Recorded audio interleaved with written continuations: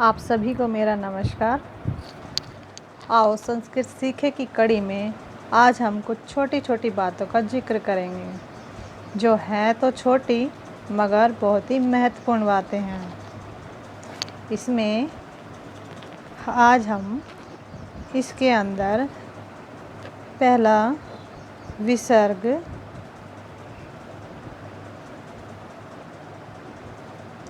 दूसरा हलंत और तीसरा वचन के बारे में बात करेंगे जो कि संस्कृत सीखने में एक महत्वपूर्ण रोल अदा करते हैं। तो पहला विसर्ग। विसर्ग, जैसा कि मैंने कल की वीडियो में भी बताया था, विसर्ग संस्कृत में ज़्यादातर शब्दों के पीछे देखने को मिल सकता है। जैसा कि आप यहाँ कुछ शब्दों में देख रहे हैं, जैसे एष, क, इनके पीछे दो बिंदियाँ लगी हुई हैं, इन्हें हम विसर्ग कहते हैं। विसर्ग लगने से उस शब्द का उच्चारण बदल जाता है। जैसे कि अभी अगर मैं यहाँ इसे पढ़ूँ तो यह है शौचिक है।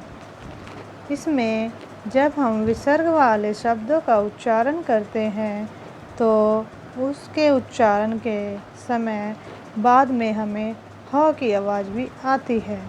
जैसे अगर मैं भी इस शब्द को बोलूँ तो इसे हम एषः पढ़ेंगे। इसके अलावा दूसरी बात जो है हलंत।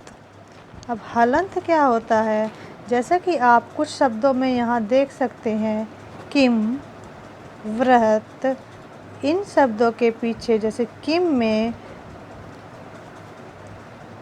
माँ के नीचे एक ऐसे लाइन लगी हुई है, तो इस लाइन को हम हलंत बोलते हैं।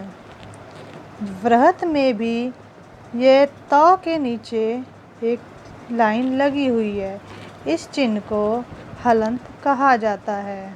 जिन अक्षर के नीचे यह हलंत लगा होता है वह अक्षर आधा होता है।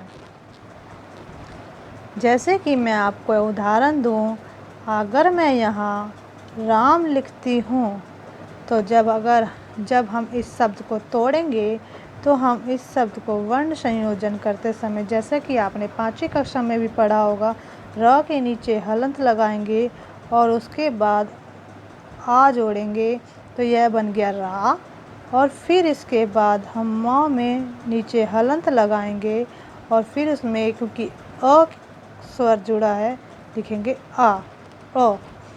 तो जो यह हलंत लगा है, यह हलंत दर्शाता है कि यह वर्ण आधा है। हलंत लगने से शब्दों का अर्थ भी बदल जाता है। इसके कुछ उदाहरण मैं आपके सामने पेश करती हूँ। जैसे कि यहाँ पर हम देख सकते हैं, जगत में त के नीचे हलंत लगा है। इसका अर्थ है, इस वाले जगत का अर्थ है संसार। लेकिन एक और जहाँ पर जगत लिखा हुआ है, यहाँ पे हलंत नहीं है त के नीचे, तो इस शब्द का अर्थ क्या हुआ, कुएं का चबूतरा। तो आप देख सकते हैं एक हलंत की वजह से इन दोनों शब्दों का अर्थ बदल गया है।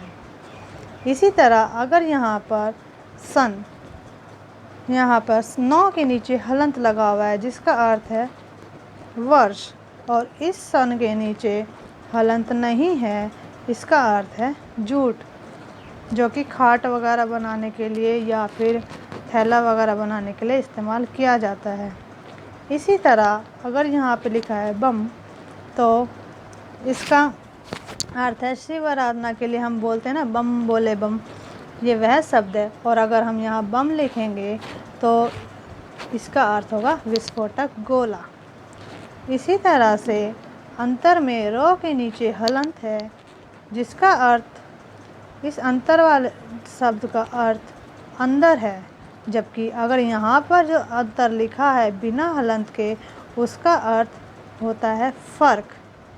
तो एक हलंत शब्दों का अर्थ किस तरह बदल सकता है, यह आपने जाना। अब हम वचन के बारे में बात करेंगे।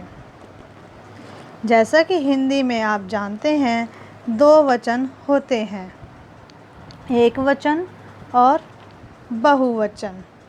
उसमें आप जैसे लड़का का बनेगा लड़के, नदी नदियाँ। लेकिन जब हम संस्कृत की बात करते हैं, वहाँ दो की बजाय तीन वचन होते हैं। संस्कृत में एक वचन, द्विवचन और बहुवचन होता है। एक वचन में जैसे बालक, बालकः, यह एक बालक है।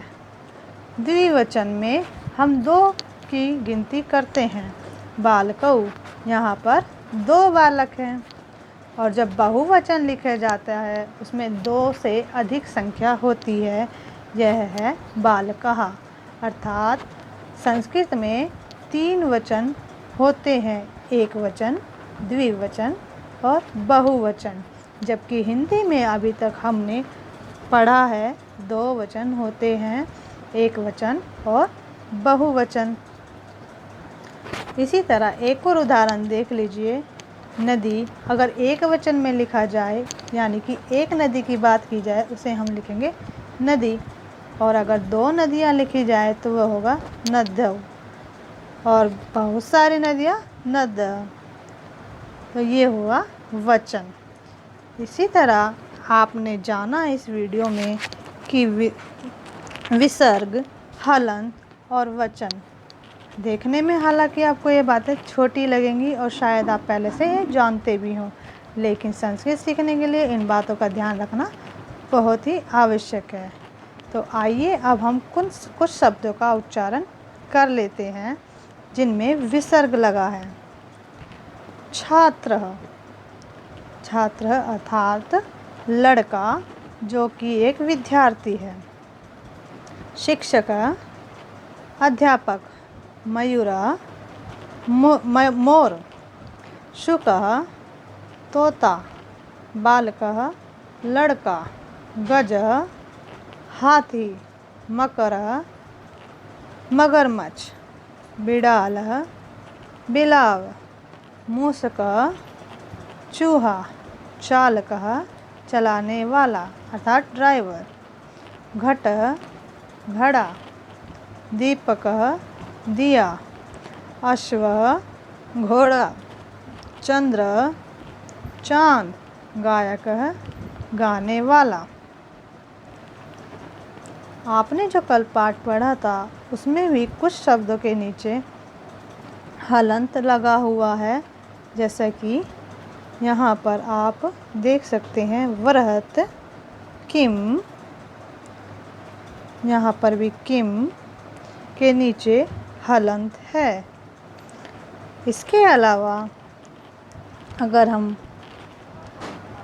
वचनों की बात करें तो यहाँ पर जैसे यहाँ पर 100 लिखा हुआ है, तो यहाँ एक के लिए प्रयोग किया गया है। यहाँ पर जो एतौ लिखा गया है, यहाँ यह दो के लिए प्रयोग किया गया है। यहाँ पर जो तौ लिखा गया है, यह भी यहाँ पर दो के लिए प्रयोग किया गया है। उम्मीद करती हूँ आपको ये छोटी छोटी बातें संस्कृत सीखने में बहुत ही मदद करेंगी। धन्यवाद।